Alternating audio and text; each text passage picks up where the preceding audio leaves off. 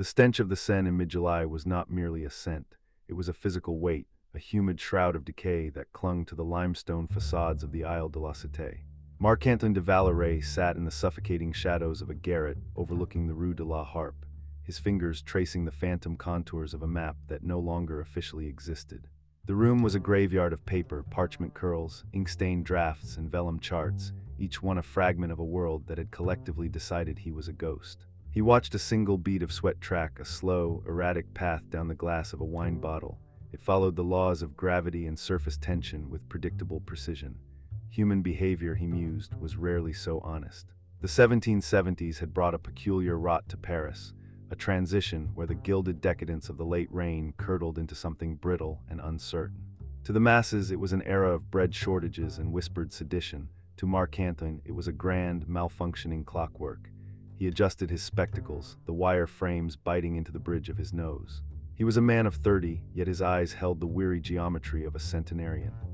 Once, those eyes had mapped the jagged coastlines of distant colonies for the crown, translating the chaos of the ocean into the disciplined elegance of longitude and latitude. Consequently, his mind was a fortress of coordinates. He did not see a city, he saw a grid of influence. He did not see a court, he saw a series of pressure points waiting for the correct application of force. The memory of his erasure remained the only heat in his cold, calculated existence. It had been a Tuesday, a day so ordinary it felt rehearsed. The royal guards had not arrived with steel or spectacle. They came with silence, with paper, with inevitability, a lettre de cachet, ink pressed into authority, his name reduced to a line crossed with a signature that carried the weight of a kingdom. Within an hour, his life had been dismantled with surgical precision, his commissions revoked, his accounts frozen, his existence annulled. He remembered the carriage most vividly, the darkness inside, the muffled sound of hooves, the slow movement away from everything that had once defined him. Through the narrow slit of the window, he had seen his brother. Julian stood on the steps of their townhouse, composed, immaculate. He was already dressed in Marc-Antoine's silk waistcoat. The detail was deliberate, a statement, not theft. Their eyes met for a moment that stretched beyond time. Julian did not avert his gaze. Instead, he smiled. It was not wide, not theatrical. It was precise, final. Afterwards, the void had followed. The chatelet did not break him through pain. It erased him through absence. No interrogations, no accusations, no acknowledgement. Days dissolved into one another without distinction. Food appeared, silence remained. He ceased to exist not through death, but through omission. When he was finally released, discarded more accurately into the narrow streets of the Marais, he carried nothing tangible. No name, no property, no proof, only patterns. At first, survival consumed him. Hunger reduced thought to instinct. He learned the rhythms of the streets, the hours when bread might be stolen without consequence, the alleys where guards avoided patrol, the markets where attention fractured just long enough to disappear into the crowd. Yet even in this degradation, his mind continued its work. He began mapping again, not coastlines, not rivers, people. He observed the butcher who extended credit only to those who flattered him, the clerk who drank too heavily and misplaced documents, the minor official who altered records for coin, provided the alteration appeared insignificant. Each detail was stored, categorized, cross-referenced. Paris revealed itself differently now. Without status, he moved unseen. Without identity, he encountered no resistance. The city's hidden mechanisms, its informal economies, its whispered agreements became visible. Weeks became months. The garret came later, acquired through a transaction so minor it left no trace. It was small, oppressive, and perfect. From its narrow window, he could observe without being observed. From its isolation, he could reconstruct. He began with ink, not declarations, not accusations, adjustments. A shipping ledger altered to redirect a minor consignment. A registry entry amended to delay a transfer of property. A name inserted into a document where it did not belong, then quietly removed from another where it should have remained. Each change was negligible in isolation. Collectively, they introduced friction. Marc-Antoine did not act with haste. He understood systems. Sudden disruption invites correction. Gradual deviation becomes accepted as anomaly. He reconstructed his brother's position first. Julian had not merely inherited status, he had inherited networks. Contracts, obligations, expectations. Marc-Antoine mapped them carefully. Which merchants relied on Julian's endorsement, which officials processed his requests without scrutiny, which debts remained concealed beneath polished appearances.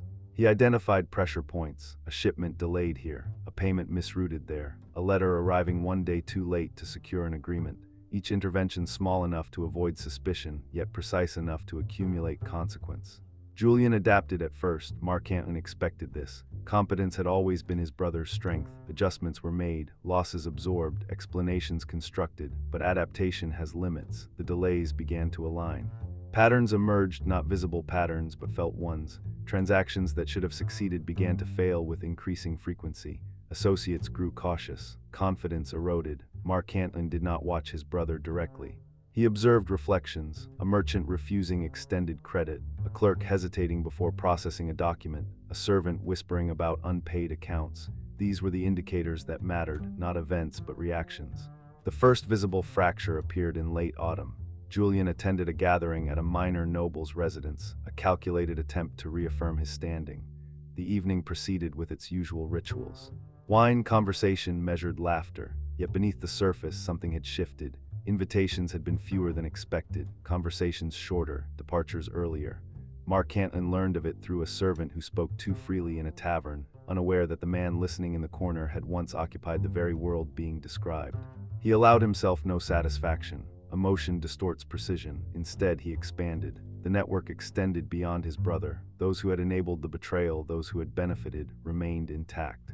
Removing Julian alone would change nothing. Replacement would follow. The system required recalibration. Mark Anton began introducing contradictions into official channels, a tax directive that conflicted with a previous order, a military requisition that duplicated an existing command, minor inconsistencies, each defensible, each plausible. Officials responded as expected through clarification. Requests were sent, responses delayed. Clarifications contradicted prior clarifications. Confusion did not erupt, it accumulated. Within months, administrative processes slowed. Decisions that once required days now required weeks. Responsibility became diffused, each office deferring to another. Authority, though still present, began to lose coherence. Mark Anton observed the transformation with analytical detachment. A system that cannot process information efficiently begins to distrust itself. Trust, he knew, was the true currency of power. Winter settled over Paris, bringing with it a brittle clarity. The Seine carried ice along its surface. Breath hung in the air like visible thought. In his garret, Mark Anton worked by candlelight, his hands steady, his movements deliberate. The room, once a graveyard of abandoned drafts, had become something else, a laboratory. He no longer thought of himself as a victim, nor even as a man. He was function. The memory of Julian's smile remained, though it had lost its emotional edge. It existed now as data, a fixed point in a larger equation. Revenge, he understood, was inefficient when pursued directly. Correction, however, that could be engineered. He dipped his quill into ink, pausing briefly as the black liquid gathered at its tip. A single drop fell onto the parchment, expanding outward in a controlled bloom. He did not rush to contain it. He watched how it spread, how it settled, how it altered the surface it touched. Then, with measured precision, he began to write. Not his name, that for now remained unnecessary. Instead, he wrote a directive, small, procedural, insignificant to any observer who lacked context.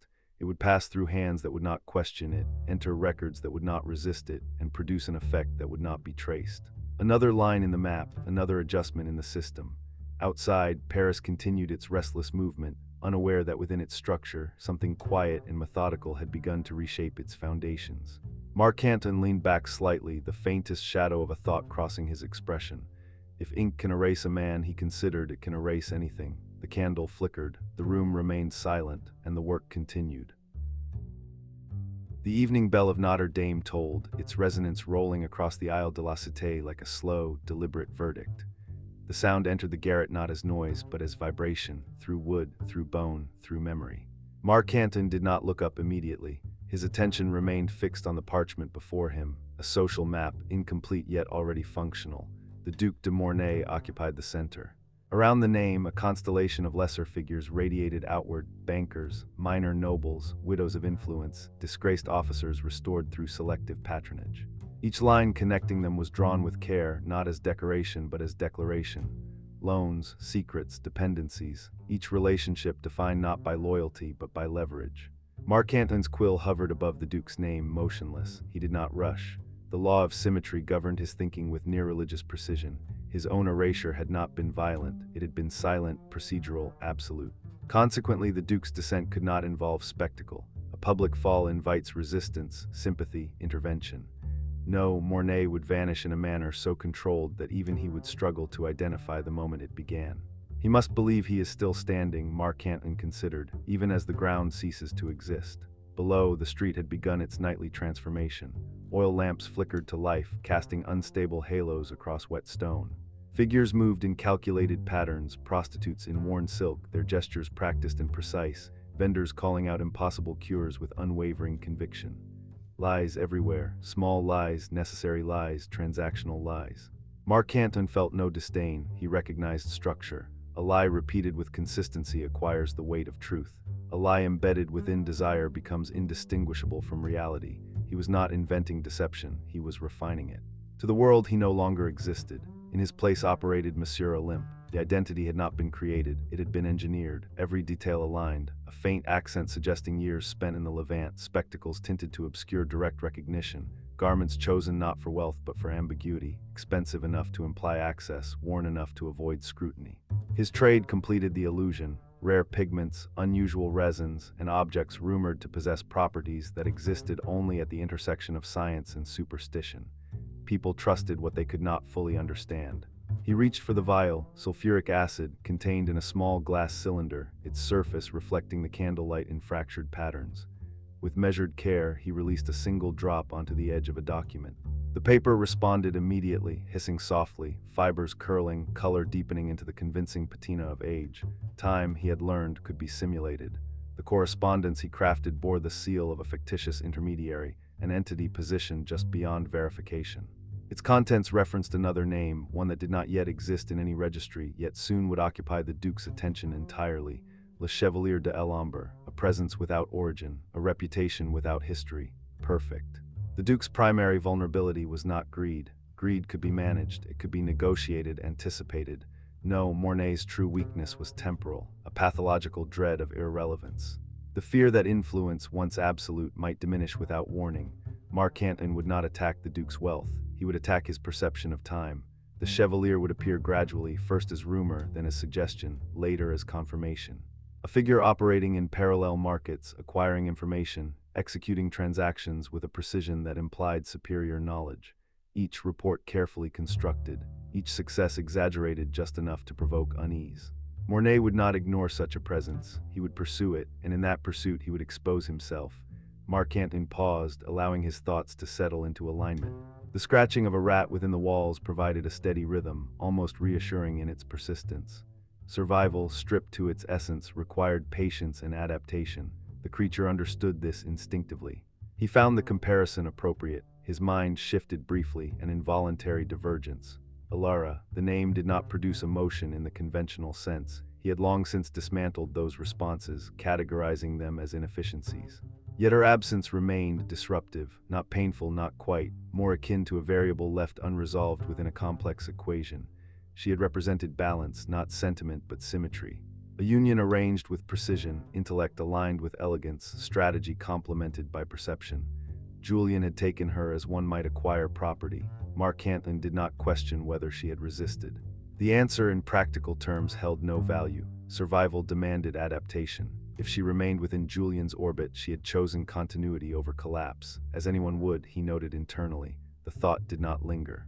Emotion, even in abstraction, introduced friction, and friction in systems such as his produced error. He returned to the map. The wheat market. France was hungry. Hunger simplified behavior. It reduced complexity, eliminated nuance. A starving population did not speculate, it reacted. Prices fluctuated violently, supply chains strained under pressure, information became both scarce and invaluable. A perfect environment for controlled distortion. Mark Canton began calculating. If the Duke could be convinced that a hidden reserve existed, grain held outside official channels, accessible only through discreet negotiation, he would act. Mornay's instinct would compel him to secure advantage before others recognized the opportunity. The reserve would not exist. Instead, the Duke would commit resources, gold, credit, influence, into acquiring a commodity that could never be delivered. Contracts would be signed, agreements formalized, expectations set, and when the moment arrived, absence. No grain, no supplier, no recourse. The market, already unstable, would respond violently. Prices would surge. Confidence would collapse. Mornay's position, leveraged heavily against anticipated supply, would invert. The system would not destroy him. He would destroy himself. Mark Canton felt the familiar clarity settle over him, the cold precision of a solution fully realized. It was not satisfaction. Satisfaction implied conclusion. This was merely progression. He stood, joints stiff from stillness, and moved toward the window. Paris stretched before him, its rooftops uneven, its chimneys exhaling thin streams of smoke into the cooling air. Somewhere within that expanse, Julian continued his ascent, unaware of the recalibration already underway. Somewhere, the Duke operated with confidence, secure in the assumption that control equated to permanence. They misunderstood the nature of systems. Control was not ownership, it was temporary alignment. Mark Anton rested his hand lightly against the warped frame of the window, feeling the draft slip through its imperfections. The city breathed, restless, unstable. They believed the game concluded when I was removed, he reflected. They failed to consider that removal alters the board itself. He returned to the table. The map of his former life lay folded beneath a stack of newer documents. He hesitated, not from hesitation in action, but from recognition of transition. This artifact, once central, had become obsolete. A reference point no longer required. He unfolded it carefully. Names, titles, properties, connections that had once defined him. None remained valid. He reached for the candle. The flame caught the edge of the vellum slowly, curling inward as the material resisted before surrendering. Orange light consumed ink, reducing structure to ash with quiet efficiency. He watched without sentiment.